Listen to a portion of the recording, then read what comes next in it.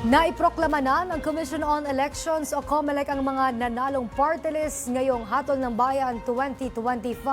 Kilalanin natin kung sino-sino sila sa report ni Earl Tobias live mula sa Maynila. Earl! Ang 59 party list representatives na maglilingkod sa darating na 20th Congress.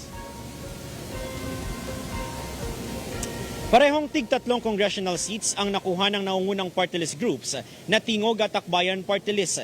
Sina Representative Andrew Julian Romualdez, Representative Jude Asidre at Representative Happy Calatrava ang naiproklamang uupo para sa Tingog Party List.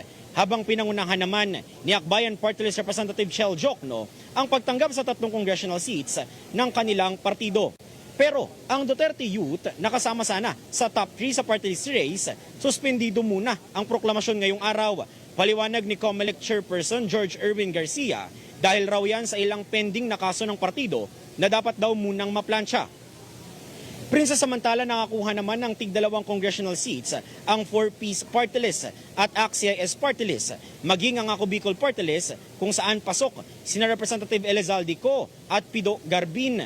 Ang mga party list groups naman na nasa rank 7 to 54 ay binagyan din ng tig-1 congressional seats alinsunod sa pamantayan ng COMELEC na dapat 20% ng mga kinatawan sa Kamara ay magmumula sa mga party list groups.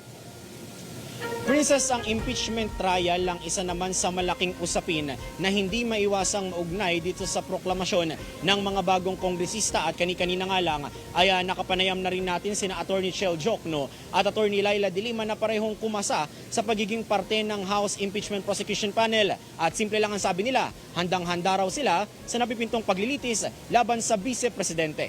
Mula dito sa Manila Hotel, balik muna sa inyo. Maraming salamat, Earl Tobias, nag-uulat ng live mula sa Maynila.